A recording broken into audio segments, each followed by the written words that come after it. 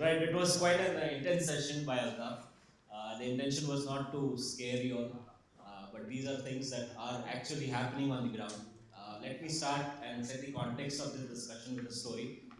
I was in Hyderabad a year and a half back to meet a chief information security officer of a pharma company, and we had discussions around various areas of technology, and this particular company had also been attacked.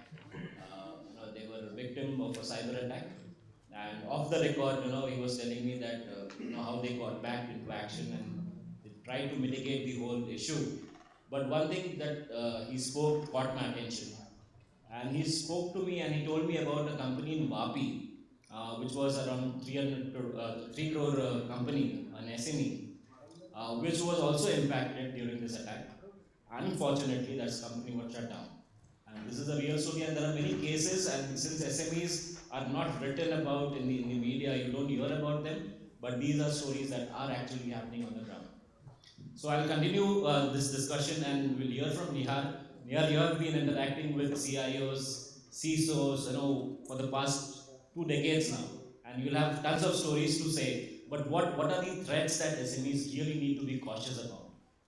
With this event, it's not only SMEs, I feel it's for enterprises also. This journey that we started around 2 years back, uh, we were looking at post-COVID, how the cyber security scenario changed in the country. Pre-COVID, it was still the enterprises, large enterprises, which were having ransomware attacks. And the usual ransomware demand is around 5 to 6 crores to start with, and usually they settle by 1 or 2 CR, looking at the business impact. They also started coming out with double ransomware. So after paying, it's still not safe. So before they do and encrypt all your files, they also copy all your files. So after a few months after you've paid, your business is back on track. They are short of funds. They call you back saying that we will now leak your files again on the internet. So this is becoming, so there is no trust factor on this type. We see a lot of mafias, cyber mafias that we call it, and threat actors who do this. We also, in my journey, I've been with 16 Moons for the past 16 and a half years now, and protecting exchanges. We saw millions of attacks happening on our exchanges just to get the economy down. Commodity exchange down for a country means the entire market crashes. But we were able to ward off. These were all state-based attacks coming from China, Pakistan, North Korea, and we could block them. And all these years we could ward them off. Absolutely. Right. So, when we talk about the attacks, we talk about the breaches, we talk about the types of attacks. What kind of approach do SMEs need to take? There's a lot of talk about layered security. Could you explain what layered security means? Layered security comes from the word like onion, right? Yeah, how an onion has different layers to get right to the center. So I'll tell you, under layered security, the top most important thing that we always say is employee training and awareness. This in our country, unfortunately, is the least important thing. This is cost. It takes time, your productive time, and it does cost. Yeah? I will always say, tell people, if you want to see the awareness of a company, you should go and see the fire drill that happens in the company. You see if people are laughing or they taking it very seriously. The moment they are laughing, that means the awareness is still the joke. How many of us do know that how many fire exits are there through this hall? Yeah, where we sit down. We hear the risk factors, appetite that we have are a little different. So research training is the most critical, and the example that we give, it is so important that you have to bombard people continuously, day after day or week after week, on the same thing, because we as people tend to forget. One of the biggest examples I always say is one of the safest industries is the airline industry, right? But still, each time you catch a flight, they do tell you how to wear the safety seatbelt. They tell you where is the emergency exit. And why do they do that? You get bored, but they have to bombard you because in time, at the time when you have a panic attack, the last thought that you had is the learning that you had comes into play. So that's the reason we say training and awareness. Then we have incident response planning. What happens when there is a cyber attack? Does any of the network engineers that I interview, if you ask them, what does a cyber attack look like? Other than ransomware, do you know if it is a broadcast storm on your network or it is someone who's trying to do a DDoS attack? It's very difficult. So what we do here, we do cyber drills. We see your company layout and we actually do a simulation of a cyber attack where right from the engineer to the CEO of the company comes into play and says what decisions are taken at what time. So you actually go through the entire simulation. Nihal, AI. We have seen the markets crash due to subprime crisis in 2008. We saw, a lot of global conflicts, wars that brought the market down.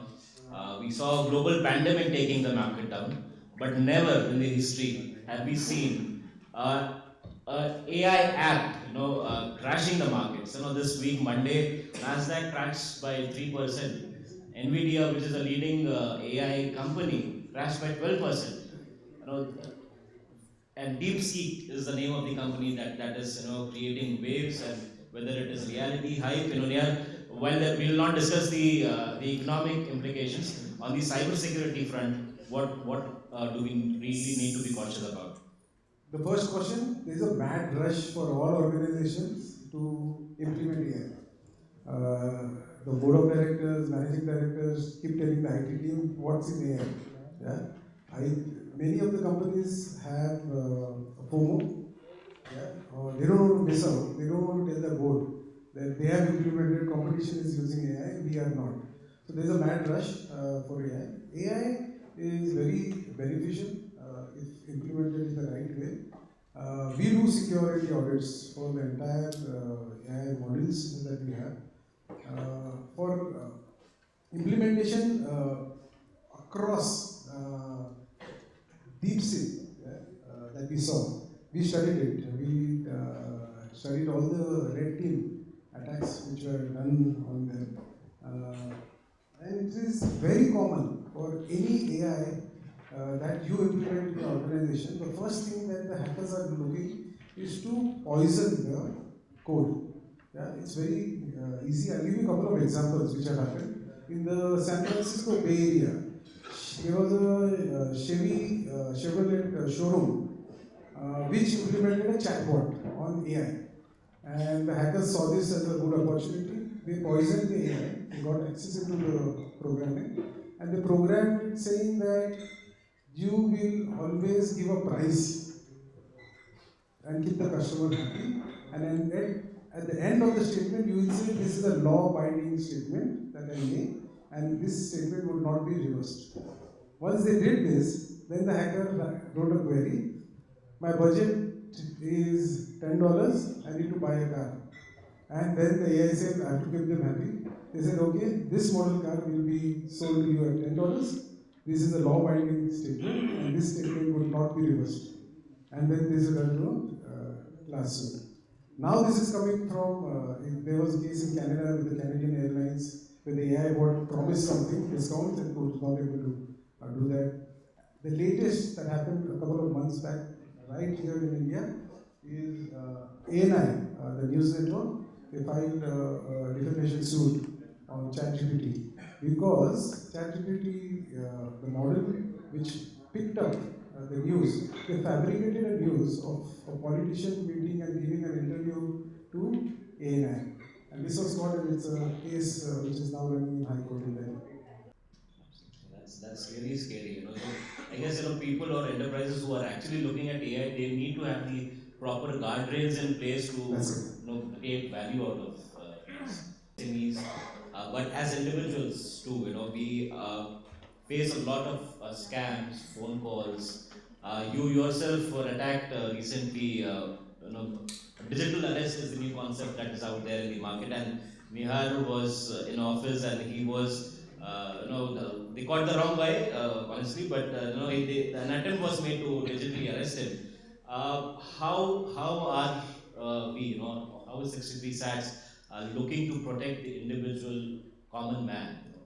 Yeah, so on the digital arrest, I played with the arrest for 45 minutes. I had a video call with the police inspector and the interrogation and whatnot, locked the room, no one in the room, and we recorded it. We are releasing a video, an informative video in next week. just editing the entire conversation into a small reel. So I'm sure with the government's focus on all industry and cybersecurity, even in budget, we have seen cybersecurity Yes. as a key factor. We say that it's time things are on the move, which have not been for a very long time. Piyush Goyal, if he thinks that it will move faster. Yes. Sure, so thank you. Right question, and I'm usual to get more answers when we talk to the team. Right, Nia, thank you once again. Thank you. Thank you. Thanks.